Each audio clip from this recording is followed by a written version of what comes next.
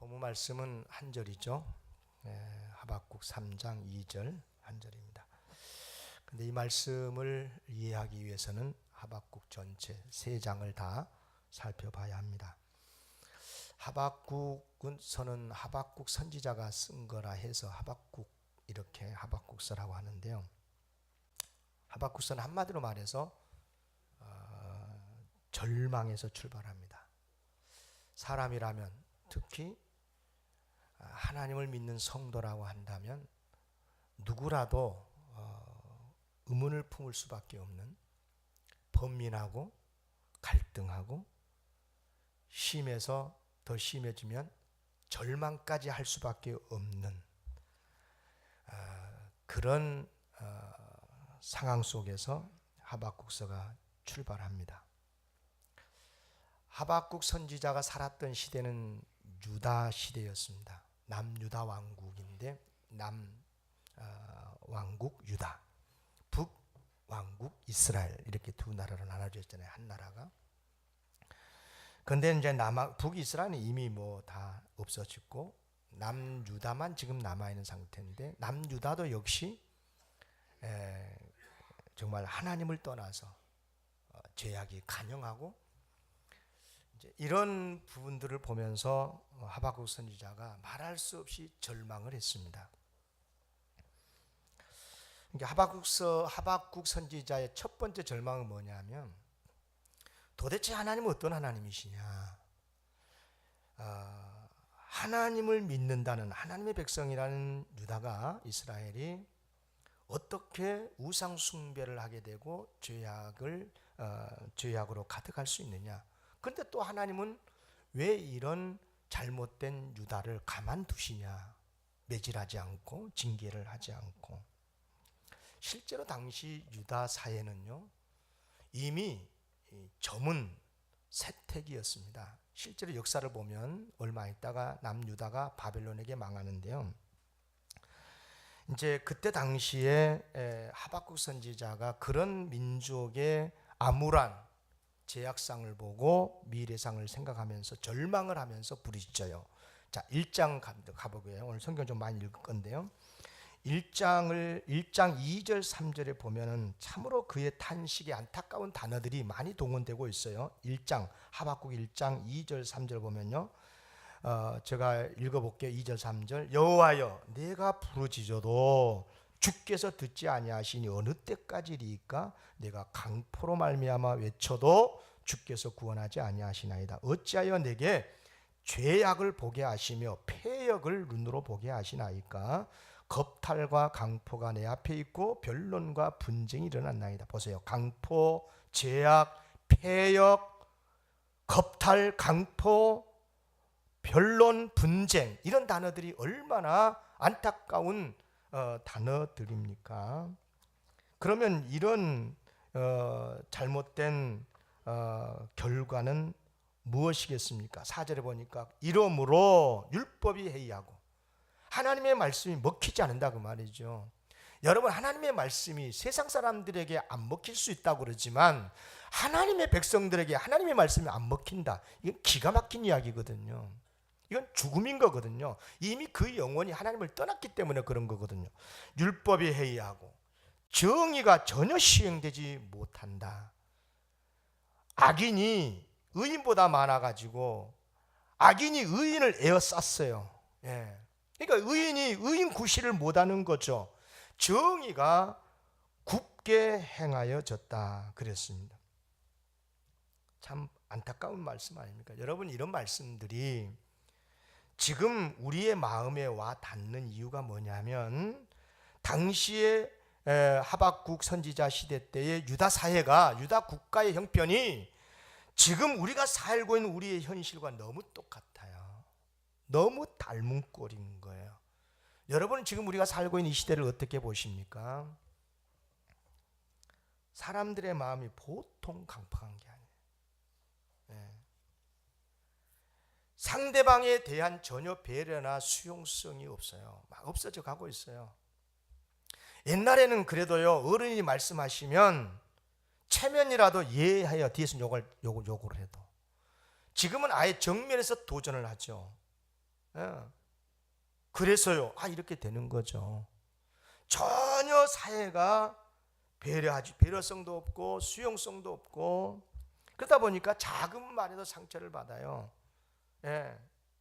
격한 반응을 보이고요. 엊그저께 강북 삼성병원이죠. 정신과 의사가 죽었어요. 얼마나 불행한 이야기입니까? 이건 다 뭡니까? 바로 이런 잘못된 상황의 반증이 아니겠습니까? 그런가 하면은 촛불, 태극기, 이 극자극우의 이런 이념의 차이로 인해서 변론과 분쟁이 크게 따르 있습니다. 예, 요즘 시대는요, 공중파 방송만이 아니고요, 이게 뭐 별별 방송들이 다, 요즘은 여러분 인터넷 방송이 얼마나 발달되어 있냐면요, 일종의 1인 방송이 유행을 하고 있습니다. 팟캐스트 많이 들어보셨을 거예요. 팟캐스트의 특징이 뭐예요? 일방적 통행이거든요. 그래서 자기들이 주장하는 것, 자기들의 입장을 변론하고 이야기하고 그렇게 하는 거예요. 거기에 맞는 사람들 게스트로 딱 해가지고 서로 이렇게 하는, 요즘 그게 엄청나게 인기가 있지 않습니까? 아이들은 아이들대로의 1인 방송국을 만들어가지고 뭐 유튜브에 올리고 막 그런 거 있지 않습니까? 요즘은 아이들에게 가장 인기 있는 미래의 직장이 뭐냐? 그런 거라며요. 예. 그럴 정도로 시대가 발전하고 있거든요. 여러분, 자기가 하고 싶은 말을 다 하고 이념을 주장하고, 대표적으로 최근에 유시민의 팟캐스트, 이현주의 팟캐스트, 저도 다 들어가서 들어봤어요. 여러분, 이런 이야기를 들어보면요, 다 그 말이 진리고 맞는 것 같잖아요. 그런데 들어보면, 이 말을 들어보면 이 말이 맞고 저 말을 들으면 저 말이 맞고, 얼마나 혼란스러운지를 모르는 거예요. 때로는 명백한 진리가 교묘한 논리에 의해서 호도가 되고, 가족 간의 이 윤리와 도리가 무너지고 있고, 정직과 공평이 사라지고 있고, 옳으냐 그르냐가 아니라 무조건 자기 편을 드는 패거리 문화가 팽배하는 시대 아닙니까? 이런 와중에 누가 법을 지킵니까? 준법 정신이 사라지는 거죠. 여러분, 법이 설득력이 있으려면요, 합법성과 함께 정당성이 동시에 확보가 돼야 돼요. 무슨 말이냐면, 누가 생각을 해도 그것이 합당하다, 수긍이 되고, 그래 맞아, 그래야 돼라고 동의가 있었을 때 그 법을 사람들이 지키는 거거든요. 그런데 어떤 소수의 이익 집단들의 이익만이 반영이 되고 그렇게 해가지고 법이 만들어지면요, 국민들이 생각을 할 때 도무지 이건 말할 수 없다, 이건 맞지 않다, 수용을 못하는 거죠. 그렇게 되면 그 법은 정당성이 없게 되는 거고, 이 집단에 따라서 이 법이 만들어지고 저 집단의 이익에 의해서 저 법이 만들어지면 법과 법이 충돌이 될 거고, 이게 문제가 크게 되는 거거든요. 대표적인 법이 뭐냐 그러면은 차별금지법인 거예요. 여러분, 동성애를 지지하는 유명 인사가요, 사회자가 다이렉트로 질문했어요. 남자 며느리를 맡겠습니까? 그러니까 막 얼굴이 화끈화끈 달아오르는. 여러분, 그런데도 정치적 이념을, 자기 이익을 위해서 악법을 만들지 않습니까? 악화가 양화를 구축한다는 유명한 말이 있습니다. 인터넷 검색해보면 금방 알 수 있는, 이 말은 원래 경제적인 용어인데요, 영국의 재정가 그레샴이 표현했다고 해서 그레샴 법칙이라고도 말을 하는데, 쉽게 말씀을 드리면 이런 거죠. 여러분, 화폐가 서로 다르잖아요. 5만 원권 단위가 있고, 만 원짜리가 있고, 5천 원짜리 그런 게 있잖아요. 천 원짜리도 있고. 그런데 서로 다른 화폐가 동일한 명목 가치를 가진 화폐로 통용이 되지 않습니까? 그렇게 되면 소재 가치가 높은 소위 양화 화폐는 유통시장에 서서히 사라져버리고, 소재 가치가 낮은 화폐, 같은 5만 원이라도 부피가 작고 수표보다 추적이 어려운 5만 건짜리는 서서히 사라져버리고, 만 원짜리, 5천 원짜리만 유통이 많이 된다 그 말이에요. 지금 이해가십니까? 무슨 말인지요? 왜 그러겠습니까?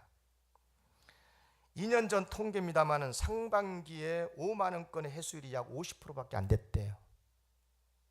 반대로 그동안에 만 원권이 이제 우리나라의 가장 고액이었을 때, 그때는 막 그 만 원권을 저장을 많이 보관을 많이 해서는지 5만 원 딱 생각하니 나타나니까 111%가 회수가 되고, 그동안 못 회수됐던 게 막 회수가 된 거죠. 5천 원권은 93.5%가 회수가 돼요. 거기에 비하면 5만 원권은 50%에 불과했다. 다시 말하면 어딘가에 숨은 5만 원권이 가득 쌓였다 그 말 아니에요. 여러분, 겉보기에는 이것이 정의로운 사회 같지만 우리 인간의 탐욕은 끝이 없어서 누르면 지하로 숨어 들어간다 그 말이에요, 사람이란. 그러다 보니까 의인들이 힘을 쓰지를 못하는 거죠. 얼마나 안타까운 일이에요. 그러니까 당시 유대 사회를 보면서 하박국 선지자가 절망을 하고 한탄을 하면서, 하나님이 이런 못된 하나님의 백성들을 가만두실랍니까? 왜 가만둡니까? 이게 절망이었었거든요. 이게 절망이었고, 두 번째 절망은 뭐냐면 바로 이거죠. 왜 하나님은 그런데 가만두십니까? 하나님의 침묵에 대한 절망이에요. 그는 하나님께 이렇게 원망을 하지요. 1장 아까 읽었습니다만 2절에 보면 여호와여, 내가 부르짖어도 주께서 듣지 아니하시니 어느 때까지니까? 내가 강포로 말미암아 외쳐도 주께서 구원하지 아니하시나이다. 여러분, 하나님이 정말 침묵만 하고 계실까요? 하나님이 그냥 모르신 걸까요? 아니요, 결코 그렇지 않습니다. 하나님은 신실하게 일하고 계신 줄로 믿습니다. 그것을 지금 하나님께서 하박국 선지자한테 알려주시는 거예요. 무슨 소리냐? 내가 지금 가만히 있는 것 같으냐? 하나님을 떠난 이 악한 유다에 대해서 내가 심판의 제 채찍을 준비하고 있다. 그 채찍이 누군 줄 아느냐? 바로 갈대아 사람들 바벨론이다. 자, 1장 5절 6절을 보시겠습니다. 1장 5절 6절. 여호와께서 이르시되 너희는 여러 나라를 보고 또 보고 놀라고 또 놀랄지어다. 너희의 생전에 내가 한 가지 일을 행할 것이라. 누가 너희에게 말할지라도 너희가 믿지 아니하리라. 보라, 내가 바벨론, 이렇게 설명합니다. 바벨론을 사납고 성급한 백성, 곧 땅이 넓은 곳으로 다니며 자기의 소유가 아닌 거처들을 점령하는 갈대아 사람들, 바벨론을 그렇게 표현합니다. 갈대아 사람을 일으켰나니 그들은 두렵고 무서우며 당당함과 위엄이 자기들에게서 나오고 그들의 군마는 표범같이 빠르고 저녁 이리보다 사납고 등등. 정말 이렇게 사납고 흉측한 그런 성급한 민족인 바벨론을 일으켜서 유다를 심판하실 거라는 거예요. 아, 이렇게 듣고 나니까요, 하박국 선지자가 치가 떨렸어요. 두려웠습니다. 아니, 아까는 뭐라 그랬어요? 왜 하나님의 백성 유다가 범죄하는데도 가만둡니까? 그랬는데 이번에는 뭐라 그럽니까? 아니, 나 가만 안 두고 있어. 나 지금 심판 준비하고 있어. 그러면서 바벨론을 언급을 하니까, 아니, 그럼 아무리 유다가 잘못을 했다고 쳐도 당신의 백성 아닙니까? 그런데 하나님도 모르는 저 강팍한 바벨론 이방인들을 데려다가 유다를 징벌한다? 나라를 잃게 만든다? 이건 옳지 않습니다. 이렇게 이의를 제기해요. 1장 13절을 보시겠습니다. 1장 13절 보세요. 주께서는 눈이 정결하심으로 악을 참아보지 못하시며 패역을 참아보지 못하시거늘 어찌하여 거짓된 자들, 바벨론을 그렇게 표현합니다. 방관하시며 악인이 자기보다 의로운 사람을 삼키는데도 잠잠하시나이까. 17절에도 보면 그렇게 표현해요. 그가 그물을, 바벨론을 그렇게 표현합니다. 바벨론이 그물을 떨고는, 그물을 쳐놓고는 계속하여 여러 나라를 무자비하게 멸망시키는 것이 옳으니까. 이제 하박국 선지자가요, 그렇게 하나님 앞에 이의를 제기를 하고 이제는 하나님이 어떻게 응답하시는가 보자 하고 응답을 기다리겠다고 그러죠. 2장 1절을 보시겠습니다. 2장 1절 제가 읽을게요. 내가 내 파수하는 곳에 서며 성루에 서리라. 그가 내게 무엇이라 말씀하실는지 기다리고 바라보며 나의 질문에 대하여 어떻게 대답하실는지 보리라 하였더니. 이제 절박한 마음으로 하나님께 이 일을 제기했었던 하박국, 이제 하박국은 하나님의 말씀을 듣는 시간이 됩니다. 드디어 하나님께서 입을 여셨습니다. 하나님이 뭐라고 말씀하시느냐? 한마디로 말씀해서 하나님께서는 하나님의 일을 하고 계신다. 그러므로 너는 하나님을 믿고 바라라 하는 것입니다. 그 말씀이 2장 2절에서 4절까지입니다. 다 같이 읽겠습니다. 시작. 여호와께서 내게 대답하여 이르시되 너는 이 묵시를 기록하여 판에 명백히 새기고 달려가면서도 읽을 수 있게 하라. 이 묵시는 정한 때가 있나니 그 종말이 속히 이르겠고 결코 거짓되지 아니하리라.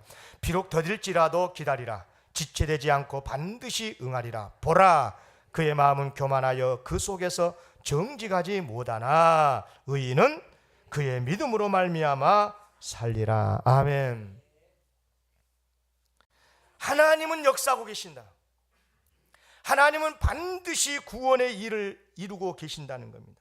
다만 너는 하나님을 믿는 의인으로서 하나님을 신뢰하고 하나님을 기다리라는 겁니다. 물론 하나님께서는 바벨론을 불러서 유다를 징치하는 채찍으로 사용은 하시겠지만, 그러나 바벨론 또한 그들의 죄로 말미암아 하나님의 심판을 받게 될 것이다. 그러니 불평하지 말고 절망하지 말고 여호와 하나님만을 믿고 의지하고 바라봐라. 아멘. 이 말씀을 듣고 나니까요, 하박국 선지자 그때서야 마음에 위로가 됐어요. 마음이 놓였어요. 그러면 그렇지. 우리 하나님께서 나의 기도를 예면하실 리가 없지. 악한 유다도 하나님께서 처리하실 거고, 하나님의 뜻에 따라서 바벨론 또한 하나님께서는 당신의 뜻에 따라서 처리할 것이다. 그러므로 그저 나는, 내게 필요한 것은 하나님만을 의지하고 하나님만을 바라보는 믿음이 충만해야지. 아멘. 그러면서 하박국은 마지막으로 한 가지 이제 하나님 앞에 더 기도를 드리고 있습니다. 그 기도가 바로 오늘 본문 3장 2절입니다.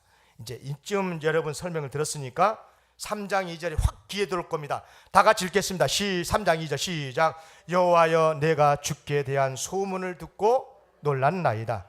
여호와여, 주는 주의 일을 이 수년 내에 부응하게 하소서. 이 수년 내에 나타내시옵소서. 준 진노 중이라도 긍휼을 잊지 마옵소서. 쉽게 말씀을 드릴게요. 하나님, 제가 이제서 알았습니다.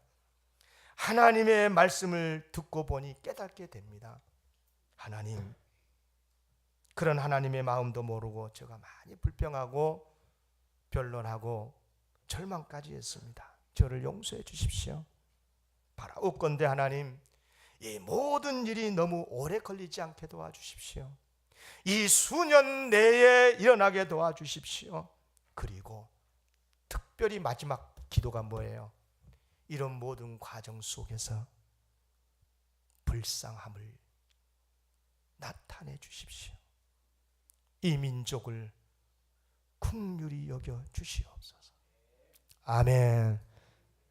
이 민족이 잘못해서 하나님께서 바벨론을 들어서 징치하실지라도 불쌍히 여겨 주십시오. 완전히 망하게는 하지 말아 주십시오. 라고 하나님의 긍휼을 구하고 있는 것을 봅니다. 여기에서 우리는 매우 중요한 질문을 한 가지 하게 됩니다. 하박국 선지자가 하나님 앞에 간구했었던 그 부흥의 의미는 무엇인가? 여러분, 부흥이 무엇입니까? 진정 영적 부흥이 뭔 겁니까? 여러분, 교회의 부흥이 무엇입니까? 우리 성도들의 심령의 부흥이 무엇입니까? 여러분 꼭 기억하셔야 됩니다. 두 가지가 동시적으로 우리 심령 속에 믿어지고 확신이 왔을 때 부흥이 되는 거예요. 첫째, 부흥은 하나님이 하실 일들이 부흥입니다. 아멘. 내가 꿈꾸고 우리가 계획한 바가 이루어지는 것이 부흥이 아니고 하나님께서 우리 민족을 통해서 하시는 일들, 우리 교회에 하실 일들 그 자체가 부흥인 줄로 믿습니다. 두 번째는 뭐냐? 하나님께서 하실 일들을 믿고 아멘 하고 우리의 마음과 믿음을 굳게 하는 것이 믿음입니다. 이게 부흥입니다. 아멘. 다시 말하면, 한마디로 말하면 우리 하나님은 선하신 분이시고 모든 것이 옳으신 분으로서 당신이 하시는 모든 일에 대해서 아멘 하고 하나님을 바라보고 하나님을 의지하고 사는 것이 진정한 부흥이라고 하는 것입니다. 그래서 조금 더 깊이 들어가 보면 하박국 선지자가 이제 이 말씀을 듣고 마음의 깊은 회개와 함께 하나님을 의지하는 믿음 속에서 그가 이렇게 마지막으로 고백합니다. 하박국 3장 마지막 19절, 17절부터 19절까지가 마지막이죠. 자, 이제 하박국 선지자가 어떻게 변화되는가 보십시다. 1장 1절에서부터는 절망으로 시작했습니다. 하박국이. 그러나 하나님의 음성을 듣고 하나님의 뜻을 깨달은 다음에 그가 어떻게 변한가 봅시다. 17절부터 시작. 비록 무화과 나무가 무성하지 못하며 포도나무에 열매가 없으며 감람나무에 소출이 없으며 밭에 먹을 것이 없으며 우리의 양이 없으며 외양간에 소가 없을지라도 나는 여호와로 말미암아 즐거워하며 나의 구원의 하나님으로 말미암아 기뻐하리로다. 주 여호와는 나의 힘이시라. 나의 발을 사슴과 같게 하사 나를 나의 높은 곳으로 다니게 하시리로다. 이 노래는 지휘하는 사람을 위하여 내 수금에 맞춘 것이나 지휘하는 자 수금의 악주에 맞춰서 고백하고 있는 그의 신앙의 고백. 여러분, 부흥이 뭡니까? 17절이 부흥입니까? 소출이 많고 무화과가 무성하고 포도나무의 열매가 가득하고 밭에 먹을 것이 풍성하고 우리의 양이 있고 외양간에 소가 풍성한 것이 부흥입니까? 아니요. 진정한 부흥이라고 하는 게 뭐냐? 내가 생각하는 시대로 가지 않을지라도 내가 도무지 이해가 안 되는 그런 사회의 부조리의 현상을 볼지라도 그러나 하나님은 신실하게 이 시대를 향해서 하나님은 역사하고 계시고 일하고 계신다는 것을 믿고 흔들림이 없이 선하신 하나님을 의지하면서 하나님을 바라보고 하나님에게 순종하고 신실하게 주의 일들을 감당하는 것이 진정한 부흥인 줄로 믿습니다.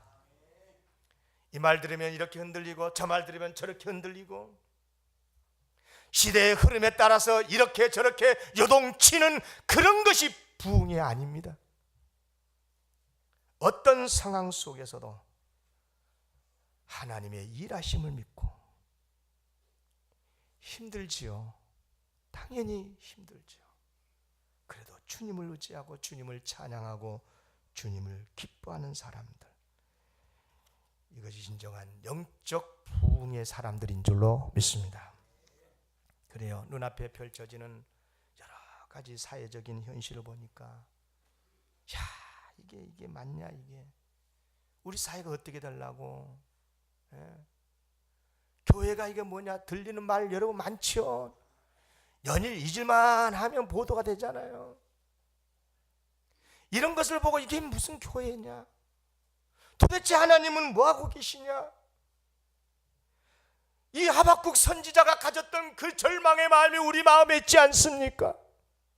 그래서 그 절망의 마음에 교회를 떠나지 않습니까?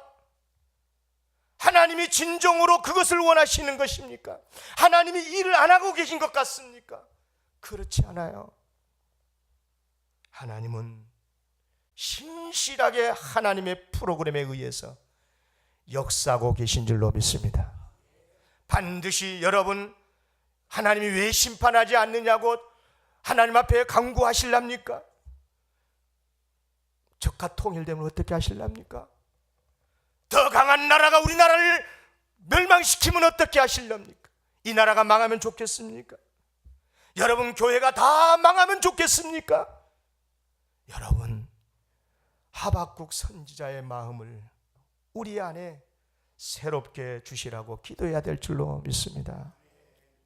사랑하는 성도 여러분, 어떤 상황 속에서도 하나님은 우리나라를 향해서 일하고 계시고 우리 교회를 통해서 일하고 계신다는 것을 믿고 오직 하나님의 말씀을 붙들고 하나님을 기뻐하고 즐거워하는 사람들, 그들이 진정한 기독교인들이고 이런 사람들이 바로 영적 부흥의 사람들인 줄로 믿습니다.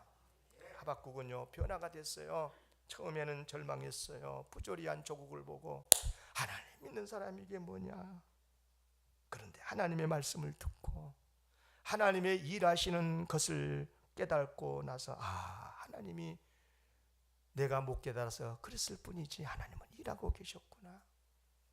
하나님을 바라보고 소망 중에 하나님을 의지하고 더 이상 현실 상황에 자기가 매이지 않고, 저는 설교 준비하면서 이 부분에서 더 이상 진행이 잘 안 됐습니다. 나오경남 목사가 그러고 있지 않는가.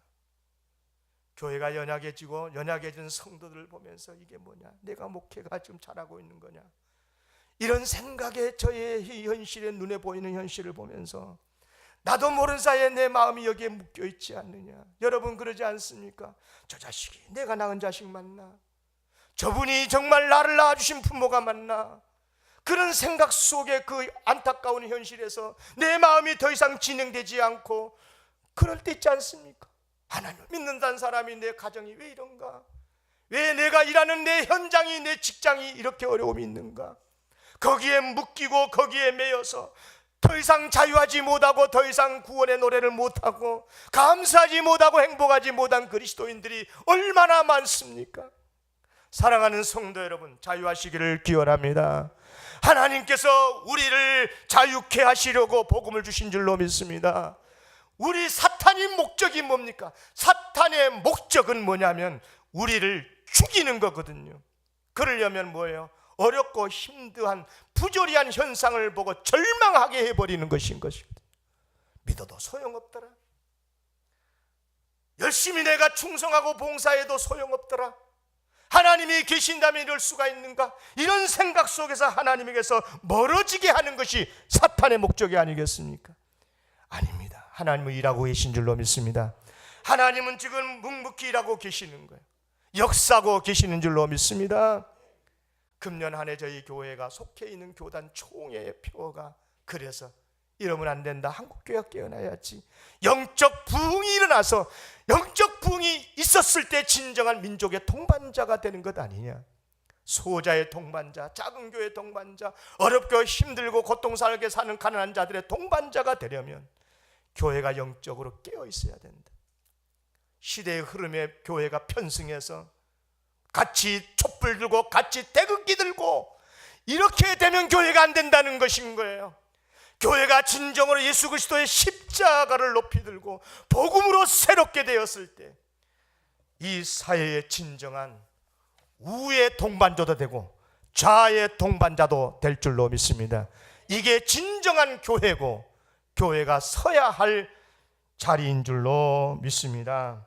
그러려면 더 기도해야 됩니다. 더 말씀을 배우고 말씀을 깨닫고 같이 서로 섬기고 봉사하면서, 그래서 우리 영광교회가 우리 사회와 나라와 민족의 진정한 구원의 동반자일 뿐만 아니라 실질적으로 어렵게 사는 사람들의 손을 잡아주고 그들의 어려움도 도와주는 그런 동반자가 되는 우리 영광교회가 되기를 주의 이름으로 기원합니다.